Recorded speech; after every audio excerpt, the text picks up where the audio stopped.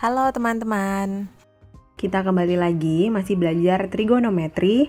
Kali ini kita akan melihat rumus aturan kosinus beserta pembuktiannya. Sebelumnya kita sudah belajar tentang aturan sinus dan sudah kita buktikan rumusnya. Kini gilirannya aturan kosinus. Aturan kosinus juga berlaku pada segitiga sembarang. Di sini contohnya ada segitiga ABC dengan panjang sisi A, B, dan C kecil. Lihat ya, posisi penamaan sisinya itu sesuai dengan sudut yang di depannya. Sisi A di depan sudut A, sisi B di depan sudut B, dan sisi C di depan sudut C. Pada segitiga ABC ini berlaku A kuadrat sama dengan B kuadrat ditambah C kuadrat dikurang 2 dikali BC dikali cos A. Kalau dilihat rumusnya agak panjang ya, lebih panjang daripada aturan sinus. Tapi sebenarnya akan mudah menghafalkannya kalau kita tahu sebenarnya asalnya dari mana, terus supaya nggak ketukar itu harus gimana. Kita lihat ya, ini masih ada 2 rumus lagi. Rumus yang kedua, kalau sisi yang di ruas kiri itu sisi B. B kuadrat sama dengan kuadrat sisi yang lainnya nih, A kuadrat ditambah C kuadrat dikurang 2 dikali AC dikali cos B. Satu lagi, kalau yang di ruas kiri sisi C. C kuadrat sama dengan A kuadrat ditambah B kuadrat dikurang 2 kali A kali B dikali cos C. Kalau diperhatikan dari ketiga rumus ini, maka sisi yang di ruas kiri ini adalah pasangan dari kosinus sudut yang di ruas kanan. Jadi kalau di rumus pertama, cosnya sudut A, maka di ruas kirinya sisinya adalah sisi A. Jadi berhadapan dengan sudut yang ada di cosnya. Begitu juga untuk rumus kedua dan ketiga.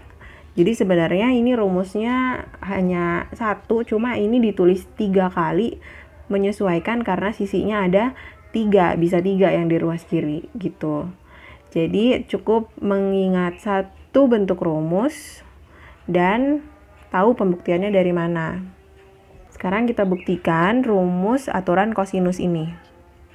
Kita gunakan segitiga ABC yang tadi dengan bantuan garis tinggi CD. Dan di sini adalah siku-siku ya, karena garis tinggi. Nah, kita perhatikan segitiga ADC dulu. Segitiga yang di sebelah kiri nih, yang kecil. Pada segitiga ADC, ini segitiga siku-siku ya. Maka berlaku rumus ini. Ini adalah dari Pitagoras. CD kuadrat sama dengan sisi miring kuadrat, yaitu AC kuadrat, dikurang AD kuadrat. Dari bentuk ini, karena AC-nya itu sama dengan sisi B, kita ganti jadi CD kuadrat sama dengan B kuadrat dikurang AD kuadrat. Ini kita simpan jadi persamaan yang pertama. Selanjutnya perhatikan segitiga yang di sebelah kanan, segitiga BDC. Pada segitiga BDC, berlaku rumus masih sama nih dari teorema Pitagoras. BC kuadrat, BC-nya sisi miring kali ini ya. Sisi miring kuadrat sama dengan CD kuadrat ditambah BD kuadrat. Kemudian kita ganti lagi, sisi BC itu kan sama dengan sisi A.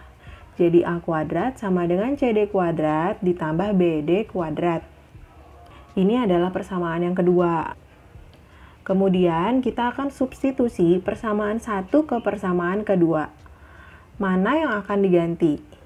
Dari persamaan 1 dan 2 itu sama-sama punya CD. Maka CD yang di sini diganti menjadi CD yang di persamaan 1. Maka CD kuadratnya diganti menjadi B kuadrat min AD kuadrat. Ini adalah persamaan ketiga. Kita simpan dan kita lanjutkan. Di sini kita tahu bahwa BD itu sama dengan C itu dari A ke B ya. C dikurang AD. Sehingga persamaan ketiga tadi yaitu A kuadrat sama dengan B kuadrat min AD kuadrat ditambah BD kuadrat. BD-nya kita ganti. menjadi C min AD dipangkatkan 2. Selanjutnya, C min AD yang dipangkatkan 2 ini dikali pelangi dulu menjadi C kuadrat min 2 kali C kali AD ditambah AD kuadrat. Karena di sini ada min AD kuadrat ditambah AD kuadrat, jadi habis kan 0.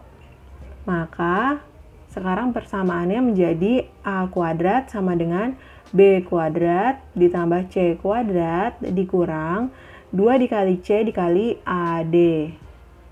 Ini jadi persamaan keempat. Sekarang kita lihat lagi segitiga ACD. Pada segitiga ACD, cos sudut A, cos itu rumusnya samping per miring, maka cos A sama dengan AD per AC atau AD per B. Bisa ditulis AD sama dengan B dikali cos A, dikali silang ya. Nah, AD ini kita masukkan ke persamaan keempat nih, AD-nya kita ganti. Jadi persamaannya A kuadrat sama dengan B kuadrat plus C kuadrat min 2C, AD-nya kita ganti jadi B cos A. Nah, terbukti ini adalah rumus aturan kosinus. Jadi rumus yang tadi pembuktiannya seperti ini. Menggunakan bantuan rumus Pythagoras dan juga kosinus sudut A.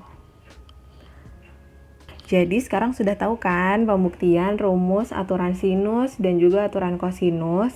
Selanjutnya kita akan menerapkan rumus-rumus ini dalam latihan soal. Nah, soalnya seperti apa? Kita lihat pada pembahasan soal aturan sin dan cos pada video berikutnya. Selamat belajar ya!